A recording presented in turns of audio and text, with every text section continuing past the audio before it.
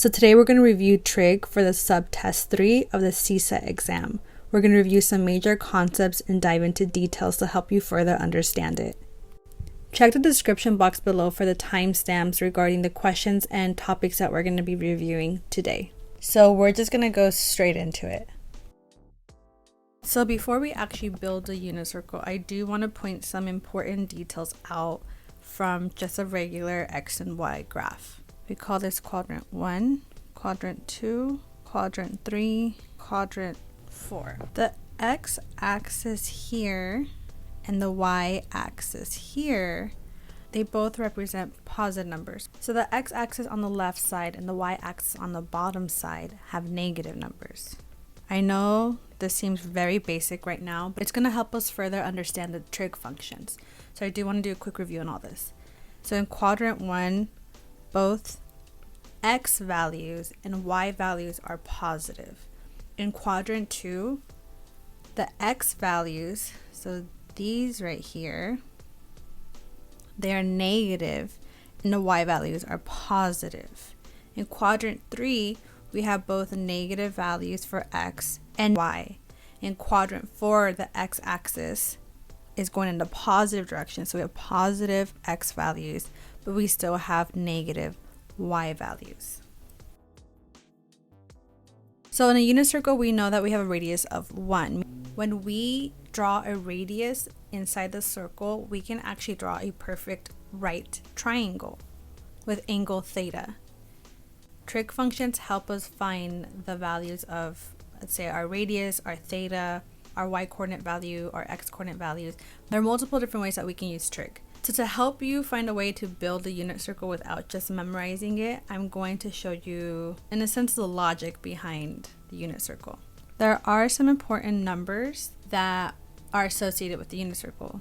We already have seen that there's 1, 0, and I'm only going to put the positive values here. We have 1/2. We have square root of 2 over 2 and square root of 3 over 2. So if you never checked, the square root of 2 divided by 2 is about 0.7. And then the square root of 3 divided by 2 is about, I'm going to round up to 0.9. I'm just going to put these points on the positive x-axis. I'm also going to plot them on my positive y-axis. The first point to the left of 1 is going to be the square root of 3 over 2. So our x value here is square root of 3 over 2. Square root of 3 over 2 is always going to be paired up with 1/2. I'm going to go to this point now. We're going to see that the x value is 1/2, right? And then the y value is the square root of 3 over 2. So once again, the square root of 3 over 2 is always paired up with 1/2. We also have another pair that always matches perfectly. It's going to be the square root of 2 over 2 over the square root of 2 over 2. Remember, we saw that was roughly like 0.7, which is why it's between 1/2 and the square root of 3 over 2. So a lot of people I know just memorize this, but for whatever reason, if you forget, or let's say you get this point mixed up with this point, this is the logic behind where each point is placed. The coordinates around the unit circle are all going to follow the same logic. Just don't forget that you have the positive and negative axes. So for example, this would be the square root of 2 over 2, comma the square root of 2 over 2. However, the y-axis is in the negative direction. So the x-coordinate stays positive, but the y-coordinate is negative. So if you follow this logic all around the unit circle, you will never get the coordinates incorrect. So now let's actually dive into trig functions. So we have 3 main trig functions. We have sine, cosine, tangent. So the trig functions are a function of theta. So we have the famous SOHCAHTOA. The O stands for opposite, the H stands for the hypotenuse, and then the A stands for adjacent. So this means sine is opposite over hypotenuse. Cosine is A over H. so adjacent over hypotenuse, and then tangent is O over A, so opposite over adjacent. So let's say we had a perfect right triangle with an angle, the left bottom angle called theta. You actually can have theta be up here if you wanted to. We just don't normally see it that way. So we usually like to just keep it down here in the left corner. So when we talk about opposite and adjacent, we're actually talking about the sides of the triangle associated with that theta. One of the trig concepts that this exam is going to test you on is building the Pythagorean theorem into trig identities. So really quick, let's go over Pythagorean theorem. It states a squared plus b squared equals c squared. So just using some algebra, we're going to divide by c squared. This is simplified to a over c squared plus b over c squared equals to 1. If we were to use the notation we saw previously of opposite, adjacent, and hypotenuse, a is the opposite over c, which is the hypotenuse. B over c is the same thing as adjacent over hypotenuse. So using SOHCAHTOA, this could be simplified to sine, because sine is opposite over hypotenuse, squared plus cosine squared equals to 1. This is actually the first trig identity that you probably learn. So to continue finding other trig identities, we're going to have two scenarios. We're going to divide by sine squared, and then we're also going to divide by cosine squared. So I'm going to pause on solving that problem to better explain how to understand what cosine divided by sine is, or in this case, cosine squared divided by sine squared. So remember that tangent equals opposite over adjacent. Sine theta equals opposite over hypotenuse. What if we were to try to solve for the opposite? If we were to do the same thing for cosine to solve for adjacent, we would get h cosine theta is equal to adjacent. If we end up substituting the O and the A into our tangent theta equation, we would get h times sine theta over h times cosine theta. Using process of elimination, we would end up with just sine theta over cosine theta. Once again, you can easily memorize this formula, but if you forget for whatever reason and you need to trace back your steps to how you got there, this is how you can do it. This is just one way. Now, if you notice, we have cosine squared theta over sine squared theta. This is a good introduction to bring in the reciprocals of the trig functions. Reciprocal just means that we are flipping the fraction. So remember that any value, because sine theta is technically a value, it's over an imaginary one. So if we were to flip this fraction here, it would equal 1 over sine theta. That means that this fraction would also flip. That's the idea behind a reciprocal. So 1 over sine theta is cosecant theta, 1 over cosine is secant theta, and then 1 over tangent is cotangent theta. So going back to how we found the tangent theta, we can now confidently say that if we were to flip it, we would get cotangent theta equals cosine theta over sine theta, meaning that cosine squared theta over sine squared theta equals to cotangent squared theta. Now, if the squares are confusing you, here's another way to look at it. So since cosine is squared and sine is squared, it simply means we have cosine times cosine, because anything squared, it's itself times itself. So for example, 2 times 2 is 2 squared, or a times a is a squared. So if we end up further expanding this fraction, we would get cosine theta over sine theta times cosine theta over sine theta. This all means the exact same thing. They're just in different notations and in different forms of writing. So like we had seen on the right side of the screen, that cosine theta over sine theta is cotangent theta. We're going to get cotangent theta times cotangent theta is just itself squared. That was a lot of information. I will say that that was all algebra using trig functions. If you have any further questions on how I got something, please comment below. I'd be more than happy to help you further understand. And I would recommend going back, pausing, and trying to solve it yourself. For math, it's always about how you end up understanding it best. It doesn't have to be, you know, my way, someone else's way. It's however you get there. If you get there, that's all that matters. So we're going to go back to what we were solving for in the first place. We took a whole tangent. Get it? A whole tangent. Okay, so we know now that cosine squared over sine squared is cotangent squared equals to 1 over sine. We now know it's a reciprocal. That equals cosecant squared. We have now identified our second trig identity.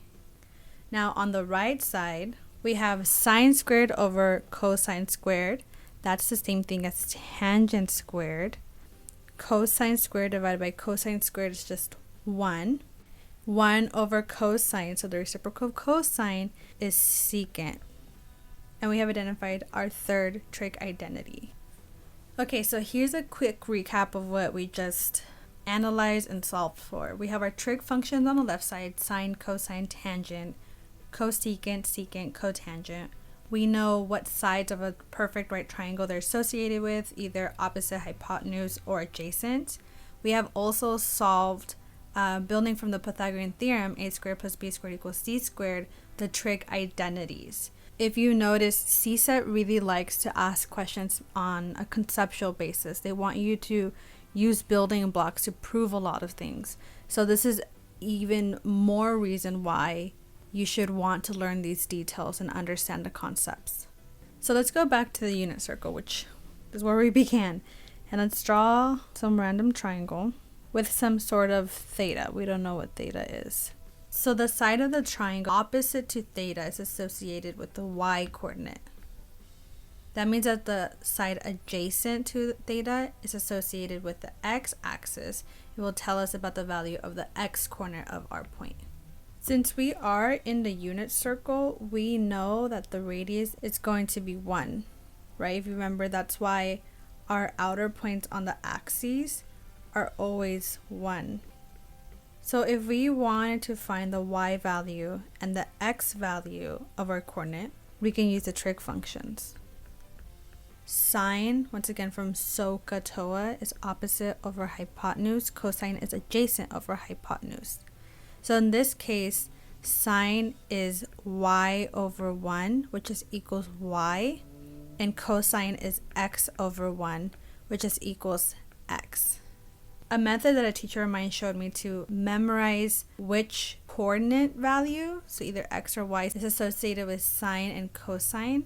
It's a little ridiculous, but I promise I have taught this to so many of my students, if not all of them, and I know it helps. So I want you to say this with me. The sine is the y. I am hyper aware how ridiculous this sounds. But if for whatever reason you don't remember the logic, because sometimes it's good to memorize, sometimes it's good to know the logic, you might not have one at hand, you can use this method. The sine is the y, and then cosine is just x. So that means that for this coordinate, in terms of theta, we can say that the x value is associated with cosine theta and the y value is associated with sine theta. We are almost ready to solving practice problems, but I want to review the other forms of identifying the coordinates on the unit circle. What I mean by that is here, what we previously had built, these are the coordinates. However, there are 3 forms of identification for these points that you need to know. The coordinates. You also need to know the angle, which is notated in degrees. And then the third form is radians, so in pi. There is a reason why I have these dashes here. I have a pretty good hunch that people don't learn it this way, but I do find it helpful for myself, so I'm thinking it might be helpful for someone else.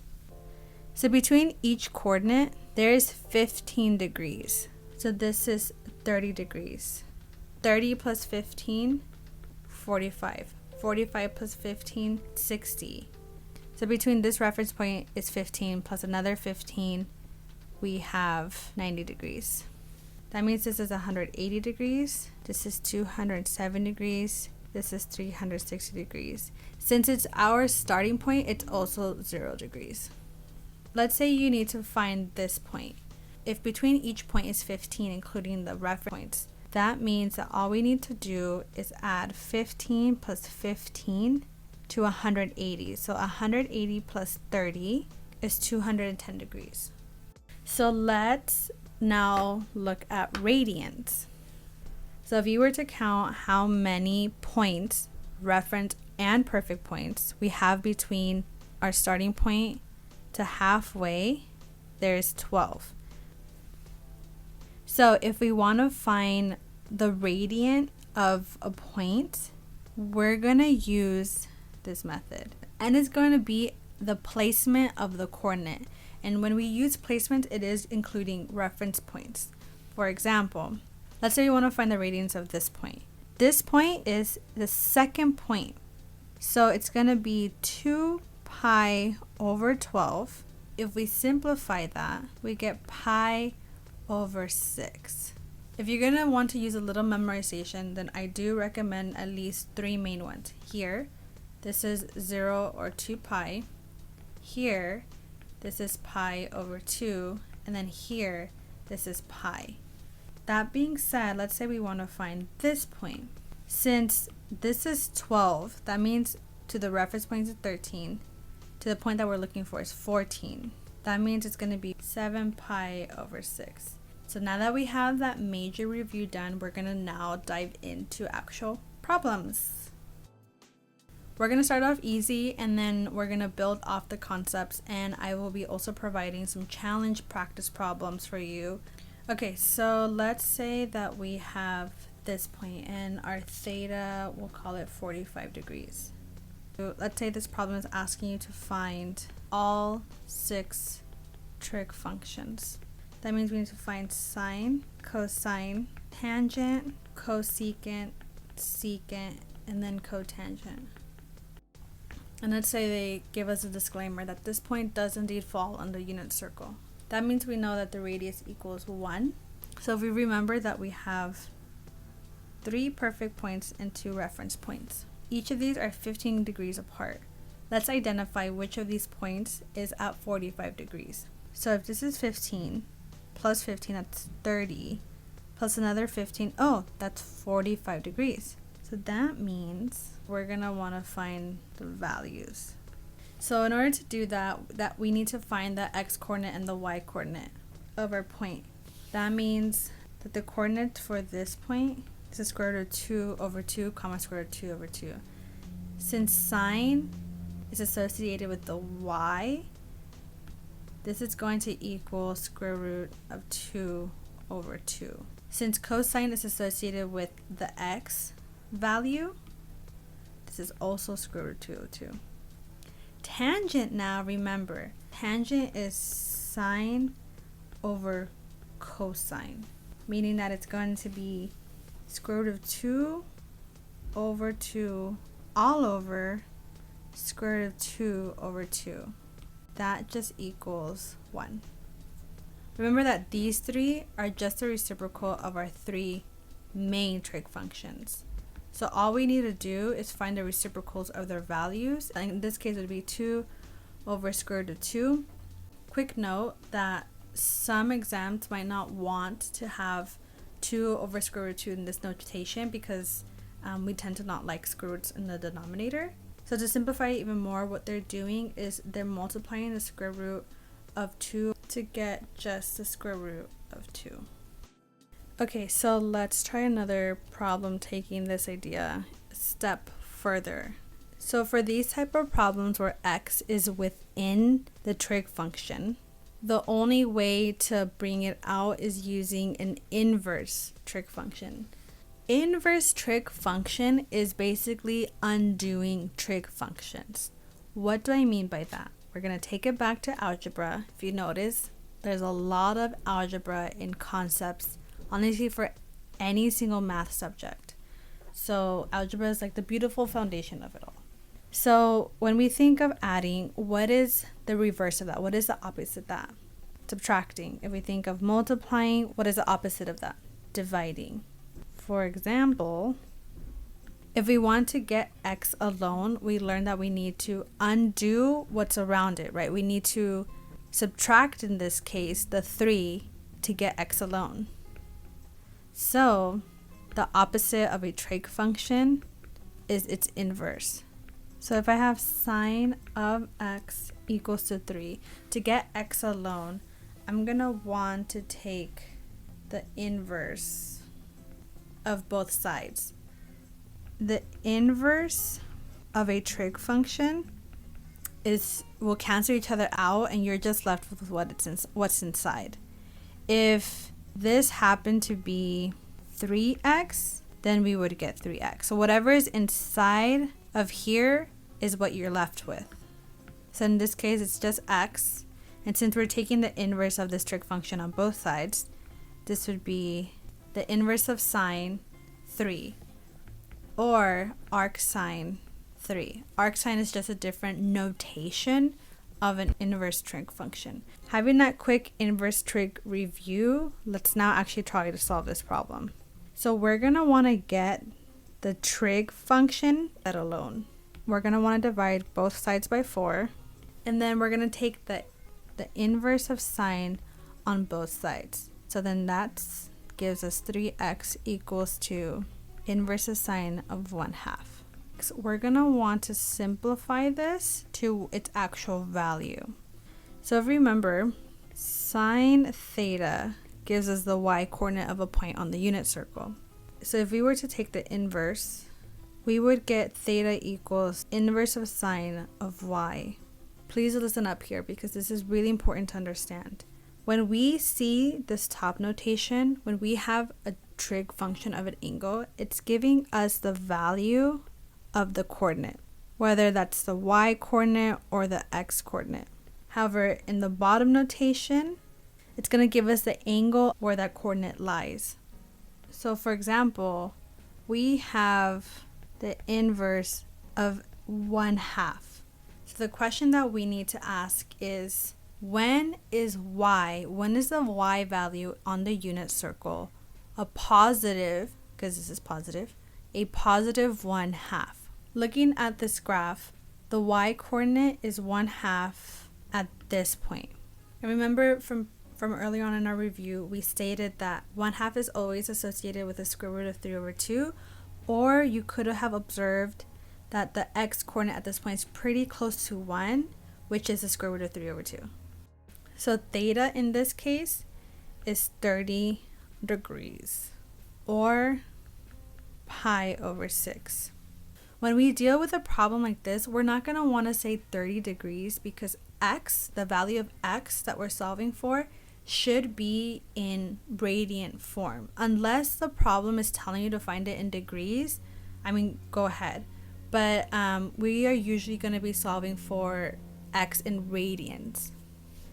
We then can say that 3x is equal to pi over 6. Now, warning, there is another point where the y value is 1/2, and that's at this point, 10 pi over 12. So there are two different scenarios where the inverse of sine can equal 1/2, and we need to solve for both. And then we are left with x equals pi over 18 and 10 pi over 36, which can be simplified to 5 pi over 18. It's important to check if these coordinates fall on our given interval, which in our case was 0 to 2 pi, and both of these do fall in there. So this would be our final answer. I do want to point out that this is a common question in more of the multiple choice section of the exam. So I want to look into this question as if we had multiple choices and how we can easily solve it. Okay, so let's say we're given the exact same question. The way that I would suggest tackling this type of problem, you can actually plug these numbers into x and see if the output is 2. For example, let's take option A. If we were to plug in pi for x and we try to solve it, we would get 4 sine of 3 pi equals 2. Sine of 3 pi is 0. So 4 times 0 is 0. This is not a true statement. 0 does not equal 2.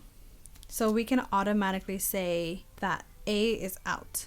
You can take this idea and do it for each one. I would suggest maybe doing a little bit of solving halfway and then kind of using this method. Since we did find that the inverse of sine of 1/2 was pi over 6 and 10 pi over 12, it might be tempting to choose this option. But if we were to do that, we can then try plugging it in to make sure that our educated guess is correct or incorrect. So if we were running out of time and we couldn't actually solve all 4, it would be a pretty good educated guess to guess C. But if you do have time, this is correct. So here's your challenge question for this set. 4 pi, that's a really interesting interval since we usually see it from 0 to 2 pi. So hint, hint.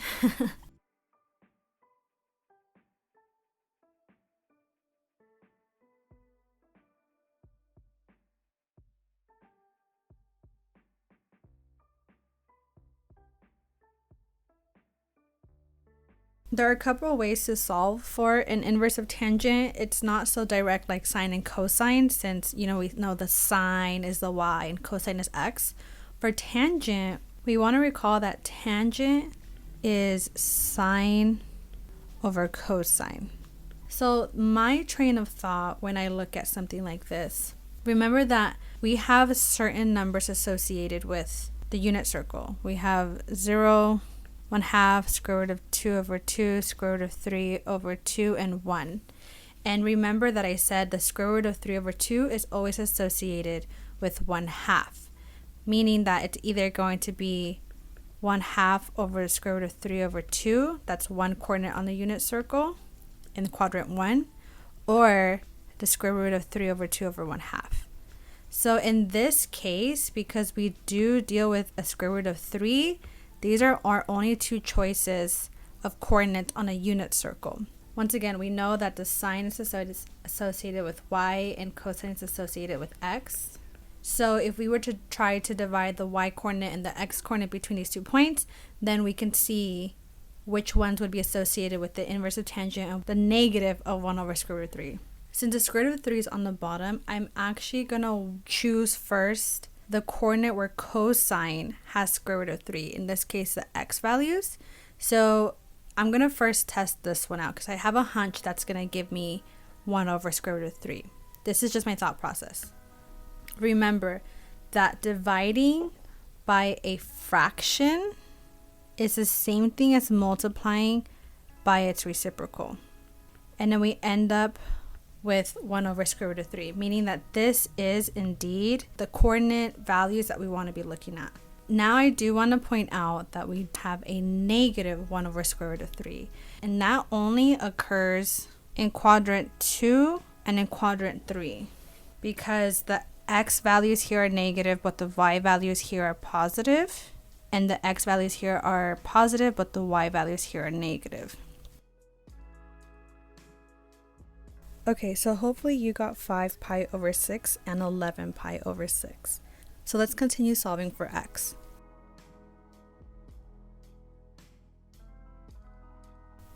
I do want to point out our interval again, which is from 0 to 4 pi. If you recall, pi equals 3.14159. For our purposes, we're just going to estimate around 3. So in other words, our interval goes from 0 to approximately 12. So if we plugged in our approximately 3 for pi for our x's, we end up getting around 10 and around 22. If you notice, 22 lies outside of our interval, and therefore we cannot use 22 pi over 3. So our correct answer is 10 pi over 3. Alrighty, for question 3, let's say I have a circle and I have a square inscribed in it. The circle has a radius of r and an angle of theta. So for this question, it's asking us to find the square's side length, perimeter, area as a function of theta. If we were to look at this piece of the square as a triangle, as a right triangle, we can then find the side of the triangle. We can solve it that way. Solve for ST.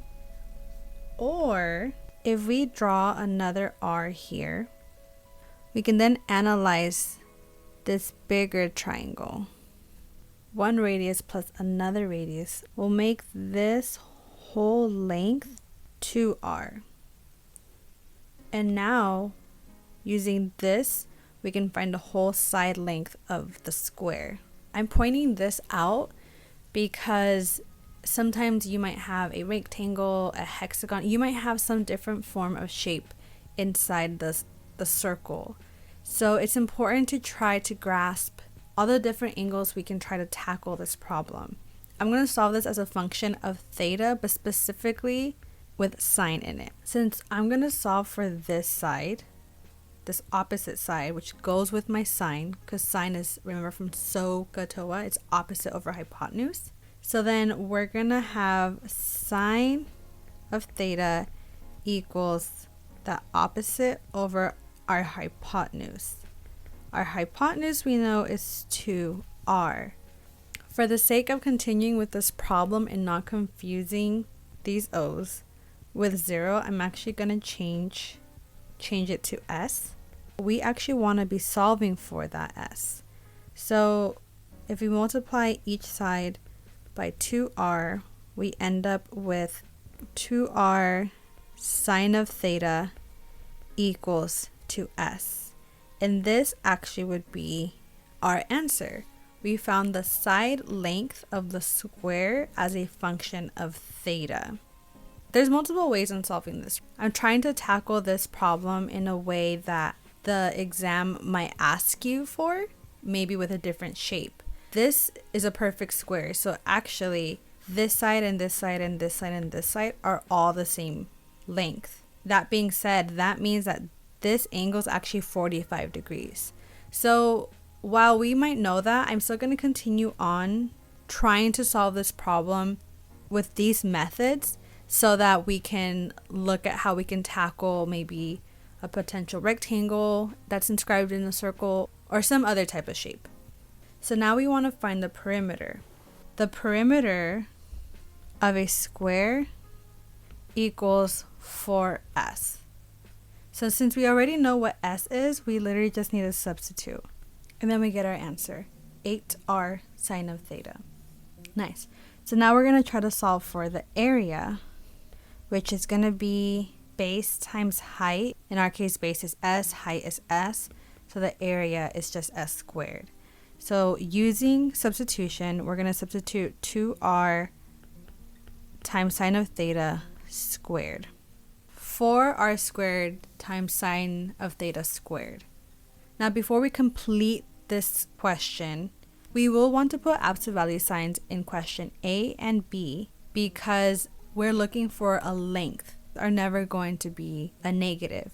So whatever the sine of theta value is, we will want to look at just the positive of it to find the true length of the side or perimeter of the square. Now for the area, it's already squared, so a negative squared is going to be a positive, so we don't really need to worry about that there. So for your challenge question, we're going to find the area of the shaded shape as a function of theta. To just focus on one method, I am going to solve for sine of theta. So step 1 is we need to define the area of the shape. So the area of the shape is the area of the circle minus the area of the squared. Since we are only trying to solve for one of the 4 equal shape parts, we're going to just divide by 4. By the way, if you're tempted to call this a hemisphere because it looks like one, it's not a hemisphere because hemisphere is defined as half of a sphere, or in a 2D dimension, half of the circle. So please don't mistake that on an exam. Now we're going to want to further define the formulas for the other areas. So area of a circle equals pi r squared, and area of a square is its side squared. We do know from the problem we previously solved that the area of the squared in terms of sine of theta is 4r squared sine squared theta. If you skipped over the first practice problem, this is a timestamp where you can rewind and review that again. So step 3 will be to plug in. I'm going to want to now simplify. So I can take out an r squared at the top. There's not really much else I can do, so I would be happy with this formula as my answer. Let's say for whatever reason in the multiple choice you don't see a sine squared and you see a cosine squared. You could have either started this whole problem solving for cosine squared, but let's say you didn't, you ended up with this answer. What you can do is use a trig identity that has sine squared and cosine squared. If we solve for sine squared, we get 1 minus cosine squared theta. So we can actually plug that into here. We can then simplify. This is probably not going to be a multiple choice option because you have pi minus 4. Remember, pi does equal 3.14159, yada yada yada, minus 4. That's roughly around negative 0.85. They could definitely ask questions where you do need to use trig identities to simplify or expand. So this is actually a good little review of what you could potentially run into. One of the key concepts that this exam is going to want you to be very familiar with is using and implying the definition and properties of inverse trig functions. So let's try a couple of those types of problems. So let's say it's asking you to solve for cotangent of arcsecant negative 13 over 12. So what does this even mean? Remember that arcsecant, it's the same thing as inverse of secant. This is saying that theta equals arcsecant of negative 13 over 12, which is the same thing as saying the inverse secant of negative 13 over 12. In a previous problem, we did use the inverse function to help us solve for x. This is a timestamp if you want to go back and review that.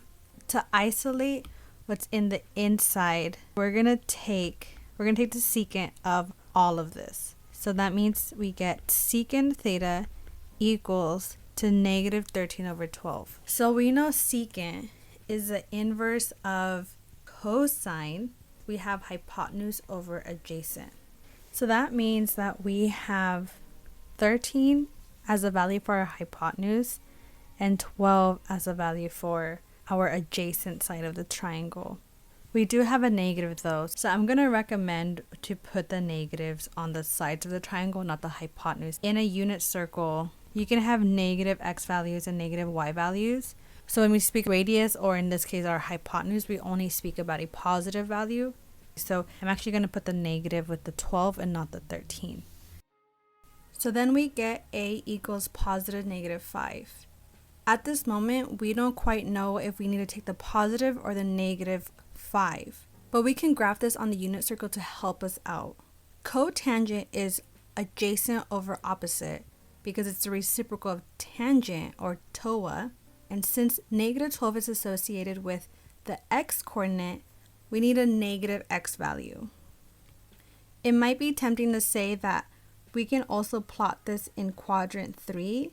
However, if we were to divide a negative by a negative, we would get a positive number. And that would end up eliminating our negative, which is not what we're looking for. Therefore, we need to stay in quadrant 2. And therefore, we'll keep a positive 5 since our y-axis is in the positive direction in quadrant 2. So our final step is simply plugging in the numbers. And we get that cotangent theta equals negative 12 over 5. Okay, so this is your challenge question. Which of the following expressions is equal to secant of arctangent, or the inverse of tangent of 4 over x. We have these 4 options. So we're going to want to solve for the inside of the secant function, so the inverse tangent function. Any arctangent is equal to theta. So theta equals the inverse of tangent of 4x. We have tangent theta equals to 4x. Tangent is opposite over adjacent. So we get 4 for the opposite side and then x for our adjacent. For the hypotenuse, we're going to use the Pythagorean theorem. And if we continue solving, we're going to get the square root of 16 plus x squared.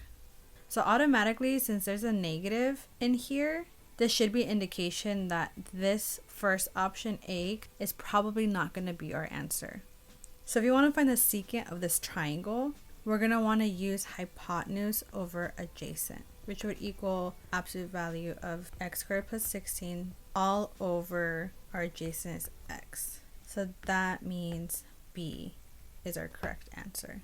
So I know we went over a lot of detail in this video and we didn't even get to cover everything, but the reason why is that this exam is really going to test you on your conceptual understanding of things and how you can use the building blocks of the particular subject to prove theorems, to solve equations, and so on.